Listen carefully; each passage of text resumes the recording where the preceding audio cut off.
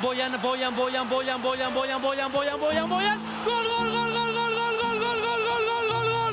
Bojan Klikić-Pérez a fait partie de ces jeunes joueurs qui ont surpassé tout dès leur plus jeune âge. Le grand espoir de la Masia était promis un avenir brillant et à devenir un grand nom. Il a battu tous les records dans les jeunes catégories au Barça, a commencé à jouer en pro à l'âge de 16 ans, a marqué son premier but à 17 ans en battant le record de Lionel Messi, mais parfois la réalité est cruelle. Le joueur a des problèmes d'anxiété, sa carrière est mise à rude épreuve, la pression était bien trop grande pour un jeune adolescent de seulement 17 ans. Il se sentait constamment malade, les critiques des médias à l'Euro 2008 étaient difficiles, de l'avoir placé en tant que nouveau Messi a nuit complètement à sa carrière. En 2011, il quitte le FC Barcelone avec un bilan très satisfaisant pour 41 buts en 163 matchs. Finalement, après un passage réussi à l'AS Roma, il s'écroulera à l'AC Milan, puis il tombera peu à peu dans l'oubli. L'Espagnol a essayé de revenir à un grand niveau aux Pays-Bas à l'Ajax en remportant le championnat, mais ses performances sont en dessous et les dirigeants ne le gardent pas. En Angleterre à Stoke City, mais il est victime d'une rupture des ligaments croisés. En Allemagne à Mayence, mais il ne marquera qu'une seule fois en 11 matchs. Au Canada à l'Impact Montréal en MLS, mais il ne convainc pas assez les dirigeants canadiens. Au Japon, au Vissel Kobe accompagné de son ancien coéquipier du Barça Andrés Iniesta, mais il se blesse au ménisque. Rien n'aboutira réellement et il décidera de raccrocher les crampons en 2023. Dans une interview datant de 2020, Bojan déclare qu'il ne regrette aucun de ses choix. Vu de l'extérieur, on peut toujours penser que ça aurait pu être mieux, que j'aurais pu mieux faire, mais quand je regarde derrière moi et que je vois tout ce que j'ai fait, je suis satisfait. On a eu des nouvelles récemment de ce dernier pendant l'été 2023. Laporta, le président du FC Barcelone, lui a proposé un poste en tant que directeur sportif du club. Finalement, c'est Deco qui l'obtiendra. Le FC Barcelone aura été son berceau, son ascension. Il a gagné la plupart de ses trophées en Catalogne, 3 Ligas, une Copa del Rey, 2 Ligues des Champions et une Coupe du Monde des clubs. L'Espagnol était considéré comme le plus grand espoir de la Masia, comme le futur Lionel Messi, mais il ne faut jamais s'enflammer dans la vie, le temps passe vite dans la carrière d'un footballeur. Aujourd'hui, on va explorer ensemble le cas de 3 autres joueurs, ces talents du football qui ont gâché leur carrière. pas terminé, il y a encore un Avantage. Allez, allez, Le doublé. Oui, Marvin Martin comme Zizou. Allez, Marvin Martin comme Zizou. Si on comparait Bojan Klikić comme le prochain Lionel Messi, en France on comparait Marvin Martin avec Zinedine Zidane. Formé dans les terres parisiennes au CA Paris dans le 14e arrondissement, il continue sa progression au CM Montrouge durant 5 ans. Le français montre un énorme potentiel dans son équipe Benjamin en jouant aussi une finale régionale avec un certain Hatem Ben Arfa. L'entourage de Marvin Martin et lui-même sont conscients que son talent est indéniable et il le pousse à participer aux sélections du prestigieux centre de formation français, Clairefontaine. Le jeune joueur passe les tests à merveille, mais des tests radiologiques montrent que sa courbe de croissance est bien trop faible, ce qui ne lui permet pas d'accéder à Clairefontaine. Il est recalé au dernier tour des sélections. Ce n'est pas ce qui va le décourager à 15 ans, il rejoint le très bon centre de formation du FC Sochaux. Le Parisien remporte la Coupe Gambardella avec l'équipe jeune en 2007 et il décroche enfin son premier contrat pro l'année suivante. Ses débuts en Ligue 1 avec Sochaux se feront à Marseille au stade Vélodrome où il rentre à la 68e, puis quelques mois plus tard dans la foulée, le Français reçoit sa première sélection avec l'équipe de France Espoir dans un match contre le Danemark. Un an plus tard, toujours à Sochaux, il marque son premier but en Ligue 1 contre l'AS Monaco. Le joueur du Sochaux Montbéliard monte en puissance petit à petit en s'imposant comme l'un des cadres de l'équipe. Il termine meilleur passeur du championnat de France avec 17 passes décisives. À cette époque, seulement 2 joueurs sont meilleurs que lui dans ce domaine, Nani, grand espoir portugais, et l'Argentin Lionel Messi. Raymond Domenech lui donne sa chance avec la A de l'équipe de France. Dès son premier match, le Français plante un doublé face à l'Ukraine lors d'une large victoire 4-1. Premier but de Marvin Martin, équipe de France.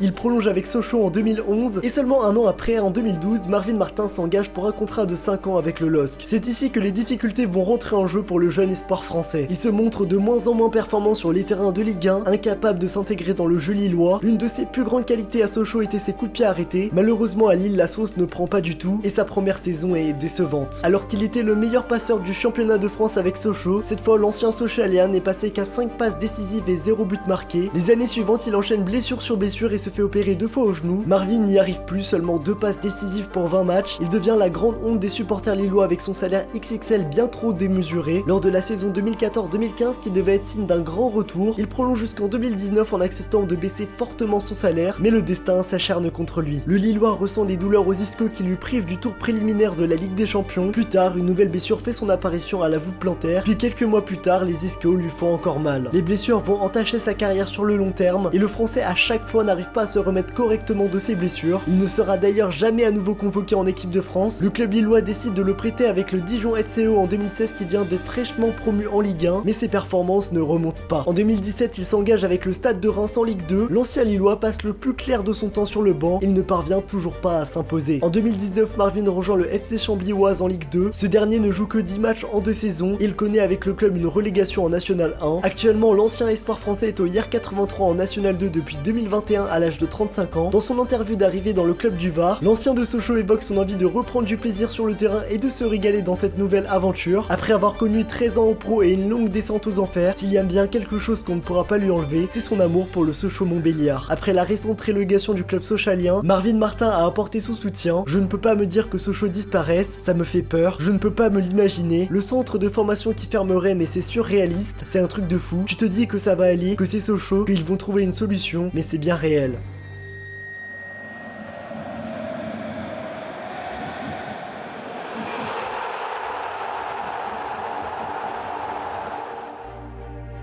Gianali Imbula, né en Belgique d'origine congolaise, a commencé sa carrière en France en jeune à l'US Argenteuil, puis ensuite au Racing Club de France. En 2004, le Congolais passera une petite année dans le centre de formation du PSG et il intègre en 2007 celui de l'En Avant Guingamp. Là-bas, le jeune joueur joue son premier match en pro contre le Dijon FCO. C'est le plus jeune joueur à évoluer en Ligue 2 à cette époque à 17 ans, 1 mois et 3 jours. Gianali possède un très grand sens de la couverture de balle. Il est même félicité par ses adversaires sur le terrain à qui il donne énormément de fil à retordre. Suite à la montée de Guingamp en Ligue 1, le Belge est sacré meilleur joueur de Ligue 2. En 2013, il passe un nouveau cap en signant un contrat de 5 ans avec l'Olympique de Marseille et il fait ses débuts plutôt prometteurs contre son ancien club Guingamp. Dans la même année, le Phocéen joue son premier match de Ligue des Champions contre Arsenal au Vélodrome, puis il inscrit son premier but contre l'AS Saint-Etienne. Son poste de milieu relayeur fait preuve d'une grande concurrence à Marseille, mais pour autant ça ne va pas le démotiver, au contraire. Le nouveau Marseillais joue 37 matchs toutes compétitions confondues pour cette première année et il fait le bonheur des supporters marseillais dans l'entrejeu. En 2014, Imbula monte en puissance et se montre comme un joueur clé de l'OM durant la saison. Il enchaîne de très bonnes performances. Le Belge d'origine congolaise est convoqué pour la première fois en équipe de France Espoir. Ce dernier a refusé la sélection de la République démocratique du Congo pour jouer pour la France. Il voulait juste attendre d'obtenir les papiers pour pouvoir porter le maillot tricolore. Pendant le Classico OM-PSG, le Marseillais est exclu assez injustement par Clément Turpin. Il va jouer la carte de la sagesse en admettant son erreur. La LFP va retirer son carton rouge dès le prochain match. Une décision favorable lui sera rendue pour son bon comportement. Après 5 bonnes saisons à Marseille, il est temps de changer d'air pour Gianelli. 20 millions d'euros, c'est la somme de sa vente pour le FC Porto, sauf que c'est à partir de ce moment-là que les problèmes vont arriver.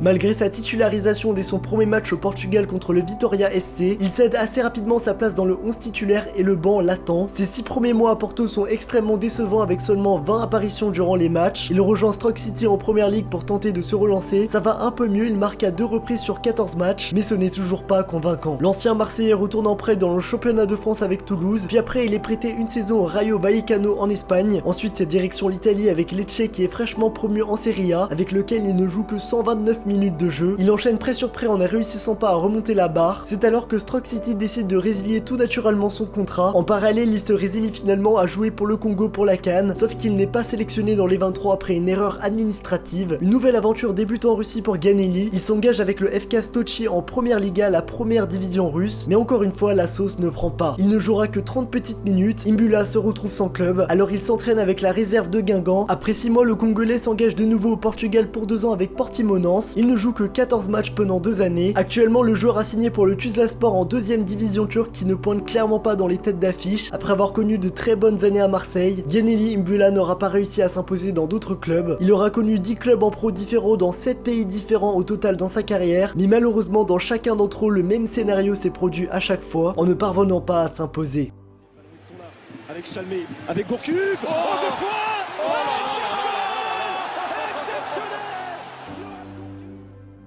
Johan Gourcuff suit les traces de son père Christian Gourcuff, ancien joueur du FC Lorient. Dès ses débuts, il est vu comme un espoir prometteur pour le football français. Tout comme son père, il débute au FC Lorient jusqu'à l'âge de 14 ans. Et en 2001, le Français rejoint le centre de formation du Stade Rennais. Son père est entraîneur là-bas à cette époque. Des très gros clubs s'intéressent à lui à l'étranger, aux Pays-Bas avec l'Ajax, puis en Angleterre avec Arsenal et Liverpool. Finalement, le jeune milieu décide de rester à Rennes en remportant la Coupe Gambardella la même année. En 2004, il joue son premier match en pro en Ligue 1 contre l'AG Auxerre avec 9 participations. C'est le bonheur pour les supporters rennais avec cette très bonne équipe. Le club parvient à se qualifier pour la coupe UEFA. C'est à partir de 2005 que les choses sérieuses commencent pour Johan parce qu'il commence à être sacrément chaud. Il participe à la victoire de Rennes face au Grand Lyon des années 2000 4-1 et au total le Rennais joue 36 matchs en Ligue 1 pour 28 titularisations en marquant 6 buts. Après ces très bonnes années passées à Rennes où il a pu révéler son potentiel, le Français croule sous les demandes des grands clubs européens. Finalement il n'ira ni du côté de l'Angleterre avec Arsenal, ni encore en France avec les sollicitations de Lyon et de Paris, mais en Italie avec l'AC Milan. Les supporters lui ont déjà donné un surnom, le nouveau Zidane. Dès son arrivée en 2006, le Français fait des excellents débuts avec le Rossoneri. Lors de sa première titularisation en Ligue des Champions, il marque déjà son premier but contre l'AEK Athènes, mais les problèmes vont arriver pour l'ancien joueur rennais. La concurrence est rude à Milan, il n'est pas le seul à vouloir s'imposer au milieu de terrain. Ce Milan possédait des grands noms comme Kaka, Seedorf, Pirlo ou encore Gattuso, l'actuel entraîneur de l'Olympique de Marseille, et lors de sa première saison en Italie, l'ancien Merlu ne joue que 21 matchs mais prolonge tout de même jusqu'en 2021. Malheureusement, il ne participe pas à la finale de la Ligue des Champions de 2007 qui est remportée par son club. L'arrivée de Ronaldinho en provenance du FC Barcelone la saison suivante ne va clairement pas faciliter les choses. Et Johan, on va pas se mentir, il va faire un move plutôt intéressant en demandant au club italien de le prêter aux Girondins de Bordeaux pour retrouver du temps de jeu et surtout retrouver de la confiance dans les jambes. En parallèle, en équipe de France, il est convoqué pour la première fois par Raymond Domenech en 2008 pour un match amical contre la Suède, puis il est titularisé pour la première fois contre la Serbie la même année. On retiendra son premier but exceptionnel contre la Roumanie avec une frappe incroyable à 35 mètres. Bon, on va éviter de parler de la Coupe du Monde 2010 désastreuse dans laquelle il assiste depuis le banc aux performances catastrophiques de ses coéquipiers. Il a été au cœur de pas mal de polémiques durant la compétition. Le Français se mange des grosses critiques des médias tout au long de son parcours en bleu, mais de l'autre côté, ça fonctionne pour lui pour son retour dans le championnat français. L'ancien Rennais est directement l'un des éléments clés du jeu bordelais. Il donne du fil à retordre à ses adversaires dans l'entrejeu tout en plantant des buts contre les grosses écuries de Ligue 1. Il inscrira un but incroyable face au PSG qui sera nommé plus beau but de la saison. Le joueur de Bordeaux se montre extrêmement polyvalent, que ce soit en relayeur, buteur ou encore en coup de pied arrêté. Il marque aussi de la tête. La même année, il est dans la liste des nommés pour le Ballon d'Or 2009. Pour un joueur qui ne réussissait pas à Milan, il fait le bonheur des Girondins. La saison suivante, le Français est pourri par de nombreuses blessures qui entachent ses performances, mais ça ne va pas lui empêcher d'être transféré à Lyon pour 22 millions d'euros en 2010. Yohan Gourcuff est désormais lyonnais après avoir refusé leur proposition quelques années auparavant, et il plante très rapidement son premier but contre le LOSC en Ligue 1, puis son premier but en Ligue des Champions contre le Benfica. Sauf que bon, après avoir pris énormément de critiques par les médias lors de la Coupe du Monde 2010 avec les Bleus, on le critique aussi maintenant pour ses performances à Lyon qui ne sont pas incroyables au vu du grand transfert que a fait le club. Cette fois, les vrais problèmes vont arriver pour Yohan. Alors qu'il avait réussi à se ressaisir à Bordeaux après son triste bilan à Milan, la saison suivante, le Lyonnais commence à être perturbé par de nombreuses blessures, et en 2012, il ne joue que 23 matchs, toutes compétitions confondues. En 2013, le Lyonnais fait une excellente première partie de saison, sauf que encore des blessures vont le plomber dans la deuxième partie. L'année suivante sera la dernière à Lyon. Il ne réussit pas à récupérer son grand niveau, ce qui énerve très franchement les dirigeants lyonnais. Jean-Michel Aulas prend la décision de ne pas le prolonger et son contrat prend son échéance le 30 juin 2015. Pour se remettre dans le droit chemin, Yohan décide de retourner aux sources au Stade Rennais pour essayer de lutter contre les blessures. Il commence un programme spécial, sauf que ça ne va pas du tout marcher, puisqu'il se blesse encore à nouveau à cause de l'un de ses coéquipiers, et en 2016, il est sélectionné par Raymond Domenech pour l'équipe de Bretagne. Je viens d'apprendre personnellement que les Bretons avaient leur propre équipe régionale. Du côté de Rennes, les choses ne s'arrangent pas du tout, puisqu'il est touché au genou et au péroné. Un total de seulement 13 matchs joués durant la saison. Le club ne veut évidemment pas le prolonger au vu des circonstances. C'est de pire en pire pour le joueur français. Son dernier club sera en 2018 au Dijon FCO, avec qui il s'engage pour une durée de 1 an, mais il se blesse encore à la cuisse gauche en octobre. J'ai l'impression de répéter la même chose depuis 2 minutes, mais c'est bien réel, le joueur français a été pourri par les blessures. La même année, il mettra fin à sa carrière internationale avec les Bleus, puis Dijon arrête son contrat d'un commun accord. Comme Yohan Gourcuff, beaucoup de joueurs sont promis à un avenir radieux, mais le football, ce n'est pas seulement courir derrière un ballon, c'est un sport qui demande de l'exigence à tous les niveaux.